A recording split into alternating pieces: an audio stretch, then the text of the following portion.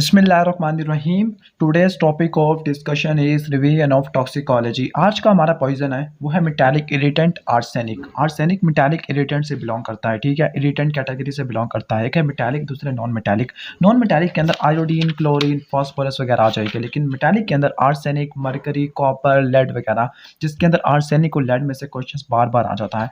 सबसे पहले आर्सेनिक की प्रॉपर्टीज को देख लेते हैं। आर्सेनिक प्योर फॉर्म के अंदर जो ग्रे कलर की होती है, नॉन पॉइजनस होता है, क्योंकि वाटर के अंदर इंसॉल्युबल होता है। पहली प्रॉपर्टी, जो प्योरेस्ट आर्सेनिक है ये नॉन पॉइजनस होने की वजह क्या वजह है? पहला, ये वाटर के अंदर इंसॉल्युबल होता है। दूसरा कि ये जीआईटी से एब्जॉर्ब नहीं हो सकता, लेकिन जैसे ही इसकी ऑक्सीडेशन होती है तो ऑक्सीडेशन के बाद ये ग्रे से वाइट बन जाएगा। जो वाइट आर्सेनिक है काफ़ी ज़्यादा पॉइजनस होता है, ठीक हो गया। तो यानी जो प्योरेस्ट फॉर्म है वो नॉन पॉइजनस है, लेकिन जो इसकी ऑक्साइड फॉर्म है ये ज़्यादा पॉइजनस होती है। मोड ऑफ एक्शन या मैकेनिज्म ऑफ एक्शन, अब ये वाला आर्सेनिक प्रोटोप्लाज्मिक पॉइजन है। ये असल में करता है कि जो असल में जो एंजाइम्स होती है, एंजाइम की एक्टिव साइट के ऊपर जो अमाइनो एसिड है उनके सेल्फ हाइड्राइल ग्रुप के साथ बाइंड कर लेता है, ठीक है, और ये सेलुलर मेटाबॉलिज्म को ब्लॉक कर देगा। ओके, सेल का मेटाबॉलिज्म रुक जाएगा। स्पेसिफिकली आप कह लो आगे जो क्रैब साइकिल चलती होती है या पायरुवेट ऑक्सीडेशन होती है, इसकी वजह से पायरुविक एसिड की एक्युमुलेशन हो जाएगी, क्योंकि आपको पता है कि ग्लाइकोलाइसिस के बाद क्रैब साइकिल नहीं चलना है। लेकिन अगर क्रैब साइकिल के एंजाइम खराब हो गया है, आर्सेनिक ने इनको पॉइजन कर दिया है, ठीक है, और आपको पता है कि वो कौन सा एंजाइम होता है, कि आपको पता है कि जो हमारा को फैक्टर चाहिए होता है COASH, एक बाल पॉइंट खराब हो चुका है, तो ये वाला को फैक्टर इसको ये ब्लॉक कर देती है, कॉम्पिटिटिव इनहिबिशन प्रोवाइड करती है आर्सेनिक। ओके, अब इसकी वजह से क्रैब साइकिल के ब्लॉकेज होने की वजह से जो हमारी डीहाइड्रोजिनेस एंजाइम होती है, specifically pyruvate dehydrogenase, alpha ketoglutarate dehydrogenase, जिनको CoA चाहिए होता है, लेकिन जब ये एंजाइम ब्लॉक हो जाएगी तो पायरुवेट डीहाइड्रोजिनेस की एक्टिविटी कम से कम हो जाएगी, पायरुवेट की एक्युमुलेशन हो जाएगी, ठीक है। ओके, पायरुवेट की एक्युमुलेशन होना शुरू हो जाएगी। तो ये मैकेनिज्म ऑफ एक्शन है। जो आर्सेनिक की पॉइजनिंग होती है दो फॉर्म की होती है, एक्यूट और क्रॉनिक, ठीक है। एक्यूट के अंदर डिफरेंट साइन सिम्टम देखने को मिलते हैं, क्रॉनिक के अंदर डिफरेंट होते हैं, ठीक है। आपने इन दोनों को डिफरेंशिएट करना है। लेकिन एक्यूट और क्रॉनिक को पढ़ने से पहले आपको आर्सेनिक की फेटल डोज और फेटल पीरियड का पता होना चाहिए। आर्सेनिक की जो फेटल डोज या फेटल पीरियड होती है 120 से लेकर 200 मिलीग्राम तक होती है फेटल डोज, और फेटल पीरियड इसका 2 से लेकर 3 घंटे होता है, ठीक है, नार्कोटिक फॉर्म के अंदर। लेकिन जीआईटी फॉर्म के अंदर ये 12 से लेकर 48 घंटे, ठीक हो गया, 12 से लेकर 48 घंटे। ओके, यानी 6 से मल्टीप्लाई करेगा। जबकि सब एक्यूट फॉर्म के अंदर 7 से लेकर 10 दिन तक हो जाते हैं, ठीक है, 2 से लेकर 3 घंटे, फिर 12 से लेकर 48 घंटे और 7 से लेकर 10 दिन। लेकिन आपने नार्कोटिक फॉर्म को याद रखना है, 2 से लेकर 3 घंटे और 120 से लेकर 200 मिलीग्राम इसकी टॉक्सिक डोज होती है। आर्सेनिक पॉइजनिंग के साइन सिम्टम क्या आते हैं? साइन सिम्टम 20 से लेकर 30 मिनट तक आ जाते हैं। इसके कुछ स्पेशलाइज सिम्टम क्या होते हैं? जब भी हमने किसी भी पॉइजन के साइन सिम्टम को पढ़ना है तो हम डिवाइड कर लेते हैं इसको सिस्टम के अंदर, सिम्टम को सिस्टम के अंदर। फॉर एग्जांपल जीआईटी के ऊपर क्या साइन सिम्टम आएंगे, रिस्पिरेटरी के अंदर क्या आएंगे, ठीक हो गया, हम इनको कवर कर लेते हैं। सीवीएस के अंदर क्या आएगा? पहले जीआईटी के अंदर आपको पता है कि इसोफेगस के बाद स्टोमक और इनको कवर करने वाला एपिगैस्ट्रियम, इसके अंदर बर्निंग पेन होगा, पहली बात, ठीक है। दूसरा, नोजिया वॉमिटिंग तो आपने सबके अंदर लिखना ही है, लेकिन जो वॉमिटिंग होगी वो प्रोजेक्टाइल होती है, काफी फोर्स के साथ आती है। वॉमिटिंग के अंदर पहले स्टोमक के कंटेंट होते हैं, फिर बाइल के कंटेंट आना शुरू हो जाते हैं, फाइनली म्यूकस ब्लड के साथ टेंज होना शुरू हो जाएगा, वो वॉमिट के अंदर सिक्रेट होगा, ठीक है। इसके बाद आप सीवीएस वगैरह सर्कुलेशन के वाले से पढ़ोगे कि थर्स्ट काफ़ी ज़्यादा इंटेंस होती है, ठीक है, लेकिन वो वॉमिटिंग को भी आगे बढ़ा सकती है, वॉमिटिंग को भी प्रेसिपिटेट कर सकती है। अगर जीआईटी में डायरिया होगा, स्केंटी वगैरह, स्टूल पास हो गया जिसको टिनेस्मस बोलती है, एनल इरिटेशन बोलती है, ठीक है, मेलिना वगैरह देखने को मिलेगा, राइस वाटर स्टूल देखने को मिलेगी। एक राइस वाटर स्टूल आपको कॉलरा में देखने को मिलते थे। कॉलरा और आर्सेनिक पॉइजनिंग में क्या फ़र्क होता है वो हम यहाँ से टेबल से कवर करेंगे। ओके, नेक्स्ट क्या होगा? सीवीएस के केस के अंदर जो वाटर ओरल कैविटी से बॉवल से लॉस हो जाएगा तो उसकी वजह से डिहाइड्रेशन हो जाएगा, शॉक में बंदा जा सकता है, ओलिगोयूरिया वगैरह हो सकता है। ओके, जो पल्स होगी वो रैपिड होती है, फीबल पल्स होती है, ठीक है, रिस्पायरेशन साइंग रिस्पायरेशन, ठीक है, जैसे फरियादी रिस्पायरेशन होती है। सीएनएस के ऊपर कन्वलियन और कोमा देखने को मिलेगा, ठीक है। ये थे एक्यूट। एक होते सब एक्यूट, जो एक्यूट से भी थोड़े नीचे लेवल के होते हैं, ठीक है। इसके अंदर इमेसिएशन देखने को मिलती है, लेकिन वो प्रोग्रेसिव होती है। अगर किसी का तो हार्ट फेलियर हो जाए या हार्ट की वीकनेस हो जाए तो वो बंदा 7 से लेकर 10 दिन तक मर भी सकता है। ओके, अब इसके बाद है नार्कोटिक सिम्टम होती है। जब आपने आर्सेनिक की ज़्यादा डोज ले ली तो आपको नार्कोटिक सिम्टम आना शुरू हो जाते हैं और जीआईटी सिम्टम एब्सेंट हो जाते हैं। इससे पहले जो हमने बताया था ना, GIT symptom burning pain oesophagus के अंदर, स्टोमक के अंदर, एपिगैस्ट्रियम के अंदर, नोजिया, प्रोजेक्टाइल वॉमिटिंग, ये सारे जीआईटी सिम्टम थे। लेकिन ज़्यादा डोज लेने की वजह से आपको नार्कोटिक सिम्टम ज़्यादा देखने को मिलेगी। नार्कोटिक सिम्टम के अंदर coma, collapse, headache, stupor, vertigo, spasm देखने को मिलते हैं और 2 से लेकर 3 घंटे तक बंदे की डेथ भी हो सकती है। ओके, ट्रीटमेंट क्या होगा?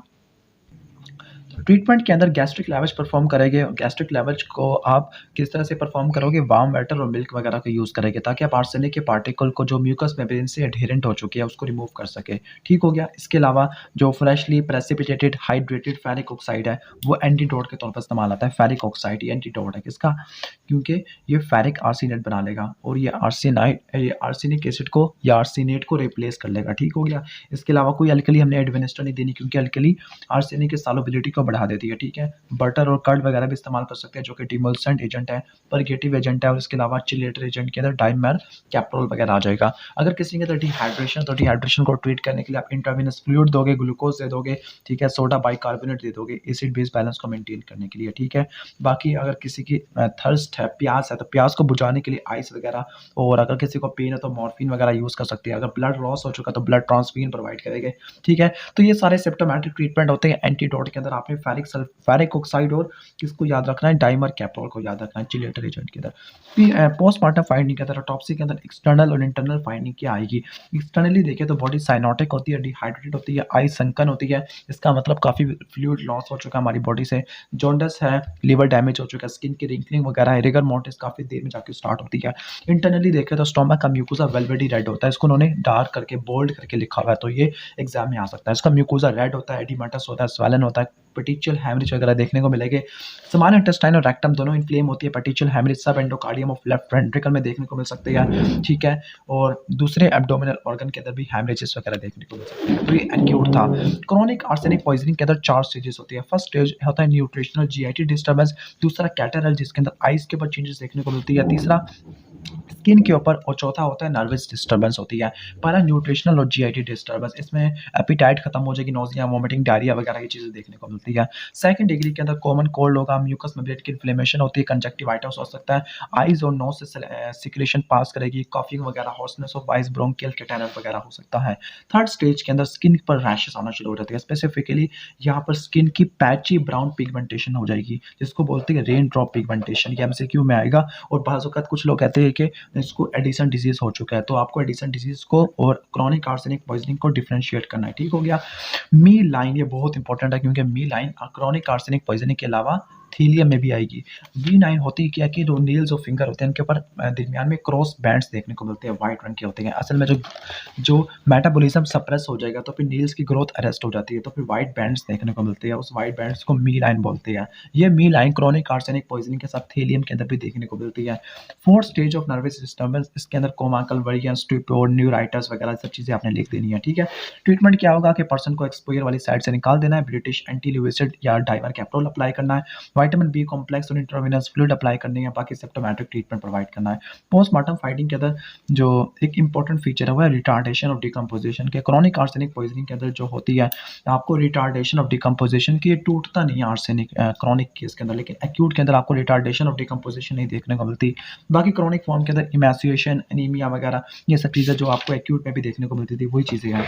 मेडिको लीगल इंपॉर्टेंस के अंदर आप 3 चीज़ें देखते हो, सुसाइडल, एक्सीडेंटल या होमिसाइडल। ठीक है। पहले इसके फायदे को देख लेते हैं कि इसको होमिसाइडल पॉइजन के तौर पर यूज़ किया जाता है, तो उसके एडवांटेजेस और डिसएडवांटेजेस होती है। पहला एडवांटेजेस ये है कि क्या होता है कि ये इजीली अवेलेबल होता है और काफ़ी सस्ता होता है। इसकी डोज काफ़ी कम चाहिए होती है, टेस्टलेस, ऑर्डरलेस होता है, तो हम किसी भी खुराक के अंदर मिला के दे सकते हैं। ठीक है। जो सिम्पटम होते हैं आधे घंटे के अंदर आते हैं, तो फिर जो बच्चा जो होता है जिसकी वजह से जो मुजरिम होता है आराम से भाग सकता होता है। ठीक है। जो एक्यूट पॉइजनिंग होती है उसको कॉलेरा या बैक्टीरियल फूड पॉइजनिंग से हम कंफ्यूज करके केस को खत्म करवा सकते हैं। जो क्रॉनिक पॉइजनिंग है, ठीक है, तो उससे डिलेड डेथ भी हो सकती है डेबिलिटेशन की वजह से, और बंदे को ऐसा जो दूसरे इन्वेस्टिगेशन ऑफिसर्स होते हैं उनको ऐसा लगता है कि क्रॉनिक आर्सेनिक पॉइजनिंग से डेथ नहीं हुई बल्कि कोई क्रॉनिक डिजीज से हुई है, हालांकि ये मिसगाइड कर देते हैं। डिसएडवांटेजेस क्या है कि ये जो प्यूट्रीफैक्शन है, जो रिगर मोर्टिस है, उसको ब्लॉक कर देता है, यानी काफ़ी देर के बाद प्यूट्रीफैक्शन स्टार्ट होती है। ठीक है। और ये हमारी बॉडी में डिस्ट्रॉय नहीं होता, तो हमारी बॉडी में डिटेक्ट आराम से हो सकता है। ये हीट रेजिस्टेंट होता है, इसका मतलब ऐसी बॉडी जिसको आपने जलाकर खा कर दिया है उसके अंदर भी आप उसको डिटेक्ट कर सकते हो। यहाँ तक कि आप इसको हेयर, नेल या बोन, स्किन के ऊपर भी आइडेंटिफाई कर सकते हो। तो इसके डिसएडवांटेजेस है। डिसएडवांटेजेस किसके लिए है? जिसने किसी का कत्ल करना है उसके लिए डिसएडवांटेजेस है, और हमारे लिए फ़ायदेमंद है। ठीक है। ओके, तो ये आर्सेनिक पॉइज़निंग हो गया। और आपको एक बात अभी से बता दूँ कि हम जिस पॉइज़न को कवर करते हैं वो एक पॉइज़न काफ़ी इंपॉर्टेंट है और एग्ज़ाम में बहुत मर्तबा आया है क्वेश्चन, ठीक है? तो हम जिन पॉइज़न के ऊपर वीडियोज़ बना रहे हैं, तो अपनी वीडियोज़ को तरतीब से देखते रहना और उन पॉइज़न को अपनी किताब के ऊपर अंडरलाइन कर लेना, क्योंकि 12-13 पॉइज़न ही आपने करने हैं और यही एग्ज़ाम में आते हैं। अगर आपको वीडियो अच्छी लगी हो तो उसको लाइक कर देना, चैनल पर नहीं हो तो सब्सक्राइब भी कर देना। Thanks for watching this video. अल्लाह हाफ़िज़।